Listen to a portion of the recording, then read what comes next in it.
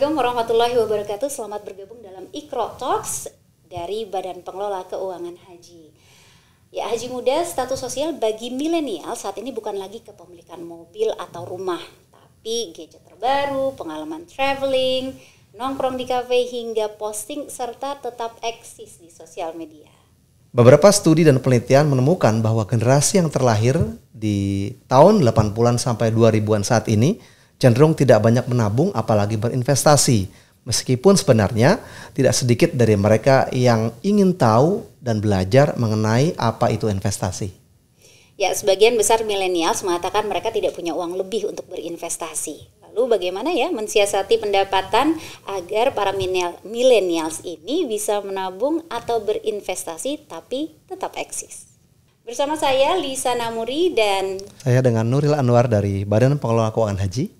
Ya, dan tentu saja narasumber kita seorang CEO dan financial planner, financial educator, public speaker, dosen dan penulis yang dikenal dengan slogannya gaji berapapun cukup untuk biaya hidup tapi tidak untuk gaya hidup, Mbak Prita Gozi. Assalamualaikum Mbak. Waalaikumsalam warahmatullahi wabarakatuh. Apa kabarnya? Baik Mbak Lisa, baik Pak Nuril dan semua haji muda di sini. Masya Allah, alhamdulillah ya Allah kasih kita kesempatan untuk ngumpul di sini.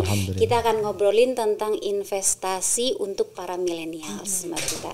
Jadi fenomena saat ini tuh menunjukkan bahwa status sosial bagi milenial bukan rumah atau mobil nih, tapi traveling. Kita bisa lihat ya kalau misalnya pameran traveling di mana-mana, itu milenial rame banget. Terus mereka emang udah jarang nih mau investasi di rumah tidak layaknya seperti orang tua zaman dulu. Nah, berarti itu kan kepemilikan aset generasi milenial ini menurun. Menurut Mbak Prita sendiri gimana? Oke, ini yang menarik nih, Mbak Lisa, Pak Nuril dan juga haji muda, bahwa ternyata persepsi yang dinarasikan selama ini tuh ternyata faktanya tidak murni seperti itu loh. Nah, ini menarik, ini menarik sekali karena ada data-data dan faktanya. Saya sendiri kebetulan adalah milenial generasi paling pertama. Jadi benar-benar masih masuk gitu ya ke kategori milenial. Nah, saat ini para milenial itu rata-rata berusia 42 tahun dan yang paling mudanya itu sekitar 26-27 tahun. Karena di bawah itu adalah generasi Z. Nah, ternyata survei terakhir itu terungkap bahwa 30%-an milenial itu sebenarnya sudah punya rumah tinggal sendiri. Benar. Dan kemudian 50%-nya itu ternyata mencari-cari rumah. Jadi kalau datang ke pameran rumah dan lain mencari sih belinya memang belum gitu, tetapi paling tidak sudah timbul tuh keinginan dan rasa untuk saya kayaknya perlu punya rumah tinggal sendiri. Nah, sisa yang lainnya itu ternyata ada yang memang merasa bahwa saya benar-benar belum mampu nih untuk bisa memiliki rumah tinggal sendiri. Lalu ada juga yang bilang bahwa memang sepertinya ini belum menjadi prioritas saya, tapi itu jumlahnya sangat kecil, hanya 7%-an. Nah, kemudian yang kedua, karena kita kemarin kan baru melewati pandemi yang luar biasa Mbak. Dan sekarang kita mulai untuk bangkit kembali. Nah, di tahun 2022 ini di Amerika Serikat itu ada studi gitu ya untuk kaum milenial, bertanya tentang apa sih yang akan kamu lakukan ke depannya di tahun 2022 ini. Sekarang kita udah mulai memasuki hampir ke penghujung bahkan gitu ya pada saat kita buat video ini. Nah, sekarang ternyata 51% dari millennials itu sudah mulai planning untuk tujuan-tujuan sifatnya jangka panjang. Contohnya seperti retirement, dana pendidikan, kemudian dana-dana lain yang sifatnya jangka panjang. 49%-nya itu ternyata memilih untuk melengkapi yang jangka pendek dulu, seperti dana darurat kemudian misalnya let's say kalau misal di sini ada haji muda yang emang udah mau daftar haji, berarti ke situ gitu loh. Nah, jadi artinya dari dua studi yang berbeda ini, saya bisa mengambil kesimpulan bahwa sebenarnya generasi milenial itu mulai peduli kok dengan keuangan, tapi masalahnya kadang-kadang sumber dayanya yang kurang. Iya, benar. Sumbernya kurang ya, Mbak. Jadi kalau menurut Mbak Prita sendiri berarti sebenarnya awareness untuk berinvestasi sudah ada di milenial ya? Mulai ada. Awareness ada, prakteknya yang susah. Kira-kira sebenarnya apa sih investasi itu Mbak Prita? Mungkin para haji muda nih pengen tahu sebenarnya apa inti dari investasi itu gitu Mbak. Ya. Jadi sebenarnya kita tuh sering banget ya dengar kata-kata investasi kan. Nah, investasi itu basically adalah segala sesuatu di mana kita tuh pertama memang perlu menunda konsumsi hari ini karena kita berharap bisa mendapatkan sesuatu yang lebih baik di kemudian hari. Dan investasi juga berarti bahwa kita punya modal sekarang, kita kembangkan supaya di kemudian hari itu nanti bisa bermanfaat untuk kita. Saya tuh biasa suka bedainnya, nanyanya begini. Coba deh, ingat-ingat ya. Punya tabungan dua-duanya? Punya. Oke. Sekarang coba dilihat juga ya, Haji Muda juga coba lihat ya. Kalau dilihat mutasinya, lebih banyak uang keluar atau uang masuk di tabungannya sekarang ini? Gak usah dijawab saldonya ya, tapi frekuensinya aja. Kalau kita masih menjawab frekuensinya lebih banyak uang yang keluar nih Mbak Prita, itu kayak bukan tabungan, itu dompet elektronik. Gitu. Tapi kalau ternyata frekuensi uangnya lebih banyak masuk dan dia tahan, berarti itu udah mulai tabungan. Nah, frekuensi uang masuk dan ditahan aja itu baru nabung. Tapi frekuensi uang masuk dan dia berharap berkembang, itulah investasi. Jadi ada bedanya antara simpanan dompet elektronik, tabungan, dan investasi. Dan investasi pasti mengandung resiko karena kita berharap dia akan terjadi peningkatan. Ya, berarti Mbak Prita yang harus melek dengan investasi itu nggak cuma millennials dong ya? Oh bener banget Mbak Lisa, karena kan sebetulnya milenial itu kan sekarang menjadi fokus nih. Kenapa sih? Karena mereka tuh rata-rata lagi di usia produktif. Yang menghasilkan. Betul banget gitu kan. Kan Mbak Lisa milenial, Pak Nuril milenial kan Pak? Milenial nggak ya? Ya milenial dong Pak gitu ya. Kita apalagi gitu ya. Nah sekarang kalau misalnya ditanya yang harusnya melek investasi siapa? Semua orang. Ada studinya nih yang menarik bahwa kalau kita di usia remaja atau di usia masih sekolah itu kita sudah mengetahui nih literasi keuangan termasuk juga berinvestasi dan menabung, sebetulnya kita berpotensi lebih sukses di masa dewasa. Dan itu yang aku rasakan juga sebetulnya. Nah, pada saat kita juga saat ini nih di usia produktif, kalau kita berhasil untuk mengelola keuangan kita dengan baik, salah satunya juga dengan berinvestasi, maka harapannya pada saat nanti kita retire, itu kita akan lebih siap. Nah, tes sesungguhnya itu kan sebenarnya pada saat kita pensiun loh Pak Nuril. Gitu karena ya. Karena gini Pak, Bapak kan kita nggak tahu kontrak kita di dunia itu sampai kapan, bener nggak? Betul. Itu kan rahasia Allah gitu kan. Pertanyaannya kalau kontraknya panjang, uangnya ada nggak? Kita sibuk-sibuknya zaman sekarang olahraga, makan vitamin ini itu. Tujuannya supaya apa? Sehat dan panjang umur. Betul. Nanti dikasih panjang umur uangnya ada nggak? Belum tentu ya. Makanya itu mesti lengkap ya. Jadi itulah kenapa penting banget. Dan saya mau mengingatkan satu hal, fenomena generasi sandwich di Indonesia. Jadi generasi sandwich ini untuk Haji Muda yang nggak tahu, ini adalah suatu fenomena di mana ada sekelompok generasi yang memang dia perlu menanggung pengeluaran untuk generasinya dia sendiri, ke bawah karena mungkin dia sudah punya anak keturunan, dan ke atas karena mungkin masih ada orang tua. Ya. Bahkan kalau di Indonesia banyak yang bilang, Mbak saya udah bukan sandwich, saya adalah geprek. Kenapa? Karena kanan kiri depan belakang gitu kan ya. Nah sekarang kenapa sih itu menjadi penting? Karena faktanya memang ada yang namanya inflasi biaya hidup. Inflasi itu artinya kenaikan harga-harga barang secara keseluruhan. Lalu fenomena adanya biaya pendidikan, di mana memang faktanya tidak semua pendidikan itu free kan. Betul sekali. Dan bahkan untuk mendapatkan beasiswa pun ada persiapannya. Betul kan? Dan yang terakhir itu biaya kesehatan, terutama pada saat kita nanti memasuki masa pensiun. Dan saya selalu diajarin gini Pak. Ada hadis dari Rasulullah SAW bersabda, orang mukmin yang kuat lebih baik dan lebih disukai daripada orang mukmin yang lemah. Ya makanya kuatnya dengan apa? Salah satunya keuangan. Mbak Prita, jadi tadi Mbak sudah sampaikan mengenai kesiapan untuk kita retirement dan lain-lain ya.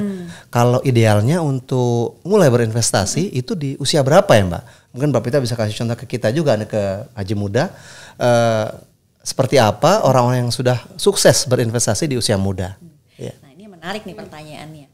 Karena kan kalau orang mindsetnya itu adalah investasi mesti banyak uang terlebih dahulu. Aku berkaca pada diri aku sendiri nih ya.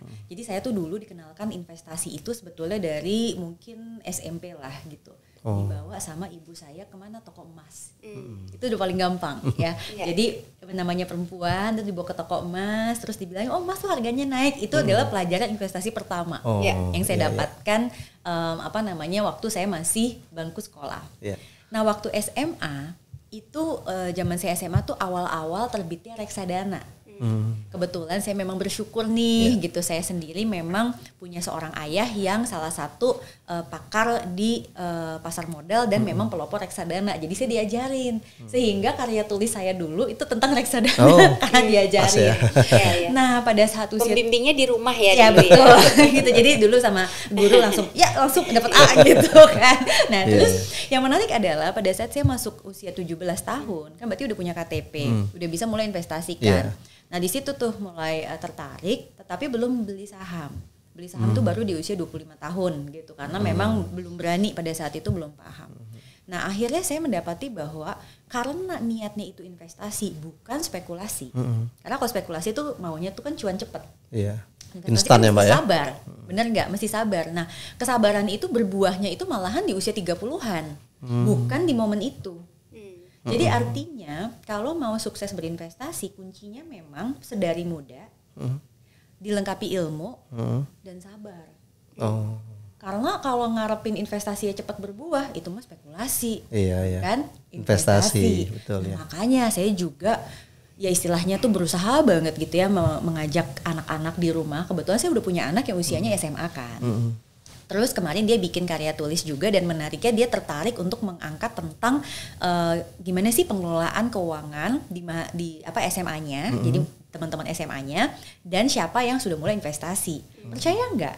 Ya udah mulai investasi tuh hanya sekitar 19% dari angkatannya dia. Dan alasannya itu karena memang uang sakunya itu katanya kurang. Jadi memang uang sakunya ya habis aja gitu kan untuk biaya hidupnya. Nggak terpikir investasi karena belum produktif kali. Betul. Tapi sebenarnya orang tua itu bisa loh memberdayakan dengan cara apa? Karena investasi zaman sekarang itu bisa dimulai dengan 20.000 aja. Oh gitu ya, 20.000 bisa investasi mulai ya Mbak ya? Bisa, jadi artinya sebenarnya kalau orang tua itu mau memberdayakan nih, dia tambahin dikit aja uang sakunya 20.000. Pertanyaannya anaknya terus beli apa ya? Dia dari 20.000 itu, apa emang beneran dia beli investasi? Atau dia beli minuman-minuman cantik gitu kan? Karena sekarang lebih penting eksisnya. Nah untuk simulasinya Mbak Prita bisa kasih contoh nggak tuh? Nah ini menarik nih, jadi kalau misalnya let's say nih, kita punya uang Rp20.000. Kemudian Rp20.000 itu setiap bulan misalnya kita belikan produk keuangan. Produk keuangan itu kan potensi hasilnya kan beda-beda nih. Ada yang 2% per tahun, ada yang 5% per tahun, ada yang 10% per tahun, bahkan lebih tinggi lagi.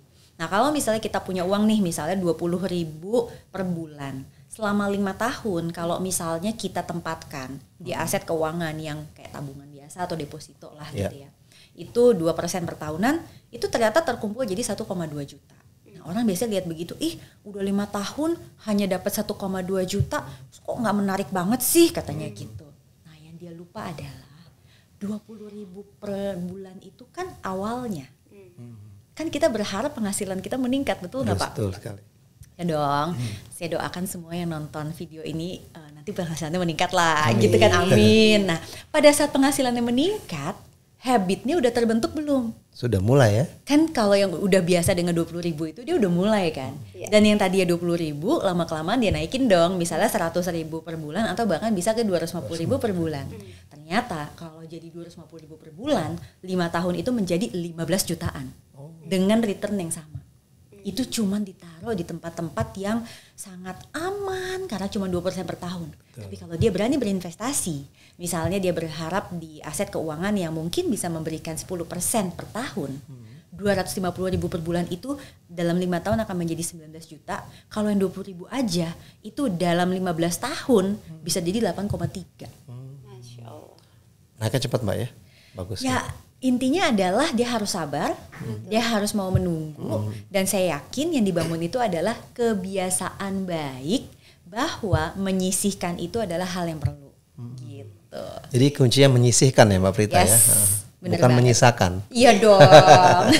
Jadi bismillah ya, untuk investasi ini sebenarnya adalah ikhtiar kita untuk mengikuti sabda Nabi tadi Rasulullah SAW bahwa kita harus menjadi generasi yang kuat gitu. Betul. Ya, dan bahkan juga kita tuh tidak diperbolehkan untuk meninggalkan generasi lemah di belakang kita gitu. Jadi kan mau nggak mau memang kita juga harus berusaha, menyisihkan untuk anak cucu kita nanti. Betul. Gitu kan, agar dia juga punya modal untuk menjadi generasi yang lebih baik gitu. Bener banget. Bener. Betul. Tadi kalau kita dengerin, mungkin kalau yang sekilas dengar Mbak Prita, kok kayaknya investasinya tuh duniawi banget ya Mbak gitu ya. Padahal sebenarnya duniawi ini juga bisa kita ikhtiarkan untuk mengejar akhirat nanti. Betul. Gitu ya. Salah satunya nih dengan haji muda juga. Nah kalau yang ini mungkin Pak Nuril bisa jelaskan nih bahwa ternyata untuk haji muda itu juga kita berinvestasi untuk akhirat kita ya. Bisa dijelaskan gimana Pak Nuril? Terima kasih Mbak Lisa, Mbak Prita. Jadi memang berhaji itu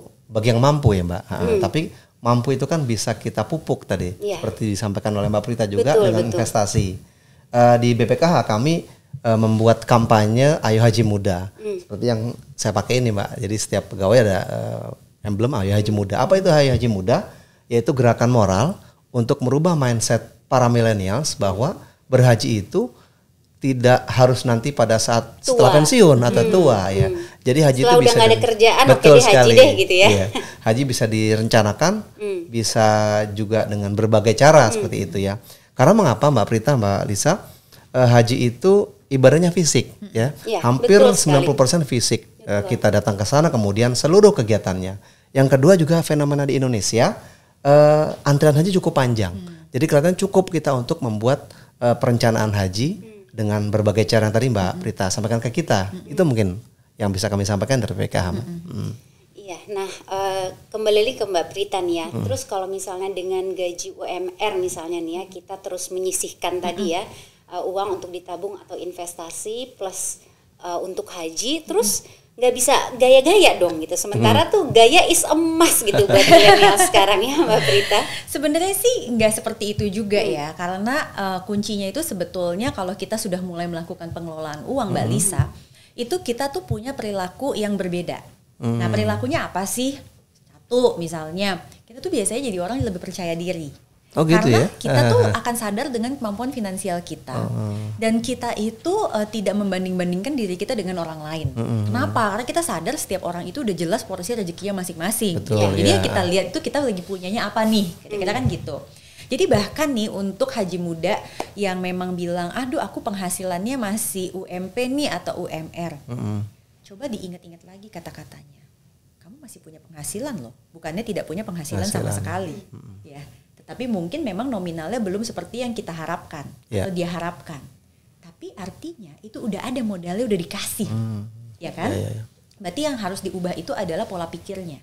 Bagaimana ya dengan apa yang saya udah dapat sekarang, saya bisa optimalkan dan pastinya saya harus bersyukur.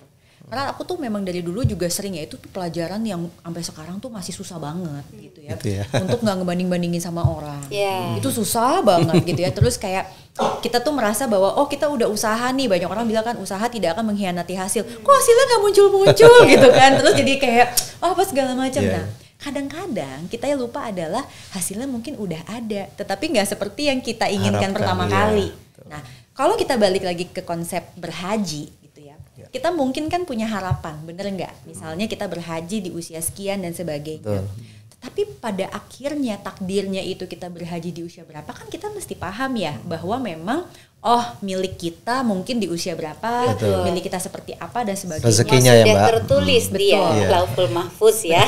Tapi kan yang penting itu niatnya dulu nih gitu. Karena dari niat yang benar itu saya selalu diajarkan bahwa niat yang benar itu insya Allah jalannya juga akan terbuka, ada. Masalah nanti jalannya ada yang cepat, ada yang lebih lambat, ada yang belok-belok ya, tiap orang itu perjuangannya masing-masing. Prerogatifnya Allah ya. Benar. Nah balik lagi ke konsep yang teman-teman yang mungkin saat ini penghasilan aku masih sangat terbatas, yuk kita lihat dulu. Oke. Pertama nih yang kita harus beresin adalah kekuatan finansial kita. Berarti apa? Usahakan tidak suka pakai yang beli sekarang bayarnya entar, beli sekarang bayar entar itu loh. Itu ya. Jadi gimana nih supaya kita tuh mulai menyadari bahwa kita memang bisa menjaga diri. Terus untuk orang-orang yang udah sanggup nih lepas dari yang konsumtif gitu sampai utangnya segala macam, maka dia harus kuatkan lagi ke step berikutnya. yaitu punya dana cadangan atau dana darurat. Kadang tuh gitu kan Mbak Prita, begitu penghasilan nambah, pengeluaran nambah juga. Itu berbanding lurus ya Mbak. Kita kan manusiawi manusiawi. Sebenarnya sih saya nggak bisa nyalahin dan menurut saya itu wajar. Tapi kita inget-inget nih prioritas kita. Oke, kita lunasin dulu yuk utang-utang kita, terutama yang konsumtif. Lalu yang kedua kita perkuat dana darurat. Maka saya yakin setelahnya dia pasti punya arus kas untuk dia menabung dan berinvestasi. Salah satunya adalah untuk tujuan dana haji. Itu saya yakin betul. Tapi kalau kita sehari-harinya masih pusing dengan aduh deh cicilan kanan kiri depan belakang gitu kan, ini tuh ya pastinya jadi berat lah kalau kita mau menabung dan berinvestasi untuk haji. Betul, ngelihat yang jauhnya susah karena udah kanan kirinya masih dikaburkan. Jadi nama kita itu tahu ya. bahwa step by stepnya ada nih, langkah demi langkah, sehingga pada akhirnya saat dia akhirnya berhasil keluar dari perilaku mungkin sering mengambil utang konsumtif, dia sanggup memiliki dana darurat mungkin dari mulai kecil aja, ya. Maka setiap ada sesuatu yang nggak terduga, dia akan ngambil dari dana darurat itu. Makanya nanti tabungan atau investasi untuk hajinya itu biasanya akan tidak terpakai. Oh, karena terbiasa ngambil dari yang darurat tadi Mbak. Bener. Gitu. Terus Mbak Prita tadi mengenai perencanaan haji ya, kira-kira investasi apa sih yang sesuai dengan syar'i dan baik untuk perencanaan misalnya haji tadi? Oke. Jadi sebenarnya pakar-pakar ekonomi dan investasi syariah kan sudah banyak dan saya banyak belajar nih dari beliau-beliau itu. Gitu. Saya selalu diingetin banget nih investasi menurut Islam tuh sebenarnya harus seperti apa sih? Karena kan itu juga sudah banyak sekali ya.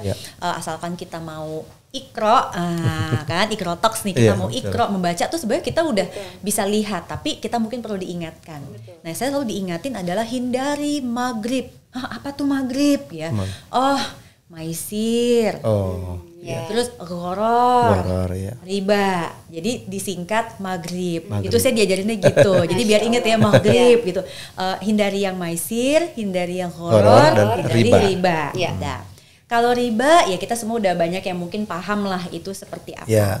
Yang orang masih suka bingung tuh sebenarnya ghoror dan maisir gimana sih gitu ya. Nah, prinsipnya kalau ghoror itu tuh kan tidak boleh ada keraguan-raguan di dalamnya. Jadi segala sesuatu tuh harus jelas. Kalau misalnya saya diajarin sama ayah saya tuh misalnya kayak ini tuh ada ikan nih misal di dalam akuarium apa bagaimana begitu kan ya, terus kayak ini sebenarnya ukuran size-nya tuh seperti apa dan sebagainya lah, kira-kira begitu gitu kan. Lalu kemudian kalau misalnya kita juga nggak boleh mengambil resiko berlebih-lebihan gitu kan, kayak misal itu maisir, orang kan mengasosiasikan dengan judi. Sebenarnya nggak melulu judi gitu loh, tetapi intinya adalah saat kita mengambil resiko yang berlebih-lebihan gitu ya, itu kita sebetulnya sudah seperti kelepas nih, itu nggak boleh kalau secara syariah. Jadi gimana sih caranya kita untuk mengantisipasi itu? Satu, kita harus berilmu. Jadi apapun yang kita ambil, kita beli itu kita paham resikonya gimana. Terus yang kedua, kita tidak menaruh semua uang kita di satu tempat. Jadi artinya untuk mengurangi resiko juga resiko itu karena kalau kita cuma punya modal, misalnya saya cuma punya uang saat ini 5 juta, itu uang yang saya punya seada-adanya. Ya nggak boleh dong semuanya diinvestasikan. Harus ada sebagian dana darurat, harus ada sebagian yang memang tabungan dan mungkin nanti baru investasi haji. Jadi memang harus dipecah-pecah. Jadi akhirnya muncul nih, ada istilah-istilah kayak tadi tuh melihat ikan di akuarium lah, ada juga yang bilang jangan membeli kucing dalam karung lah, gitu tuh sebenarnya konsep-konsep yang berusaha ngebantu kita tuh buat memahami, hindarilah investasi yang seperti itu. Yang maghrib tadi ya Mbak ya? Betul, jadi hindarilah yang maisir, ghoror dan juga riba. Nah sebenarnya pilihannya udah banyak dan kita tuh udah sangat terbantu dengan pemerintah Indonesia itu sudah memberitahukan ke kita sebenarnya produk-produk yang sesuai dengan syariat itu seperti apa sih gitu. Kalau instrumennya kira-kira apa Mbak buat bocoran ke Haji Muda untuk mempersiapkan hajinya? Instrumen yang pas syariah untuk perencanaan haji muda. Nah, kita kan perlu melihat nih sebenarnya kemampuan finansial kita seperti apa. Karena kemampuan finansial itu nanti berpengaruh terhadap berapa sih rupiah yang bisa kita masukkan. Kalau rupiah kita saat ini masih sangat terbatas, berarti pilihan yang bisa kita ambil itu contohnya seperti berinvestasi atau menabung emas, atau misalnya kita berinvestasi di reksadana yang syariah. Kenapa? Karena memang dua instrumen itu yang bisa kita setor dengan dana yang terbatas. Sesuai kemampuan kita ya. Iya, Beli tanah misalnya uangnya 100 ribuan, ya beli segini dulu, terus apa sih, kan nggak bisa gitu. Jadi kan memang itu butuh modal yang besar. Nah kalau misalnya modalnya sudah lebih besar, sebenarnya sih hampir semua instrumen investasi bisa saja.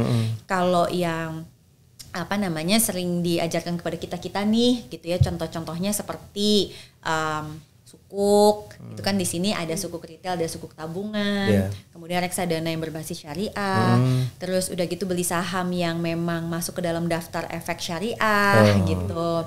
Terus kita juga bisa ambil deposito misalnya yang konsepnya bagi hasil yang memang sesuai syariah, emas juga masuk ke situ, tanah properti juga masuk ke situ. Saya tertarik Mbak Prita sebentar nih untuk teman-teman haji muda ya, kan tadi ada saham yang berbasis efek syariah. Itu mungkin bisa disampaikan juga ke teman-teman haji muda ya. Kok saham ada yang berbasis syariah? Gimana tuh Mbak? Nah, kan sebenarnya konsep saham itu kan transaksinya jual beli. Iya. Dan memang kan diperbolehkan transaksi jual beli di pasar modal. Pokoknya haji muda mesti pinter dong, browsing itu fatwanya udah banyak. Ya kita nggak bahas di sini. Dicari ya, oke.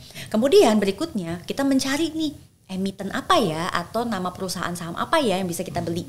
Sebetulnya di pasar modal Indonesia tuh juga udah dimudahkan dengan gitu apa? Ya? Dengan adanya indeks. Ya, contohnya dulu banget itu ada namanya Jakarta Islamic Index. Nah, itu ada tuh daftar efek syariah itu kok nggak salah sekitar hanya 50 deh Pak, kalau nggak salah ya. Kalau saya salah maaf ya, tapi sekitar segitu.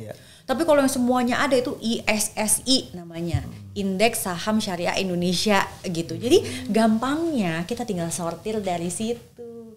Bahkan ya bocoran, saya nggak mau nyebut merek, tetapi sebetulnya udah banyak platform-platform investasi yang juga sudah memisahkan nih yang syariah dengan yang tidak. Jadi waktu kita mau klik beli saham apa, hanya di filter yang syariah aja.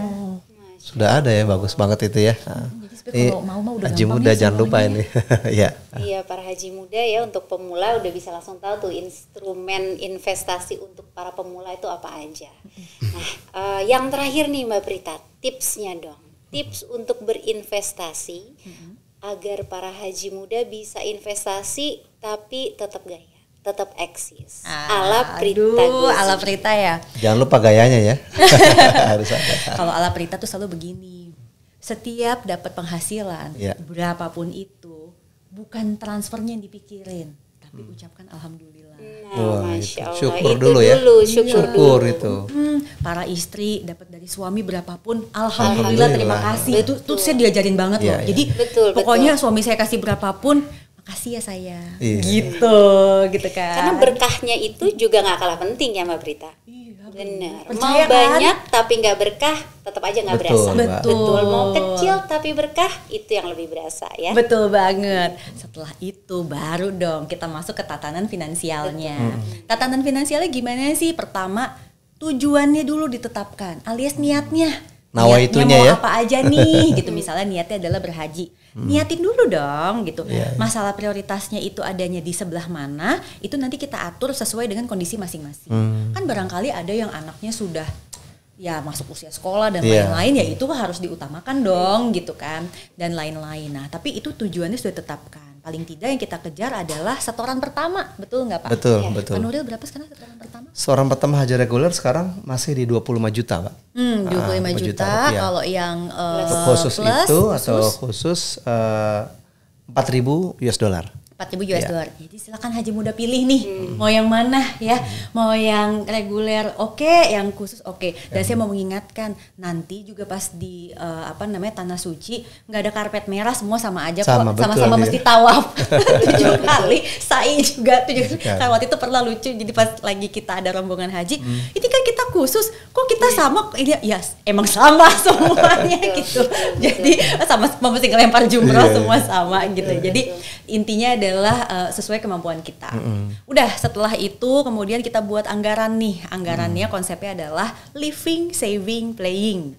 Jadi pisahkan mana biaya hidup, mana saving, dan mana playing. Nah, itu playing tuh yang gaya-gaya tadi. Tetap harus ada ya.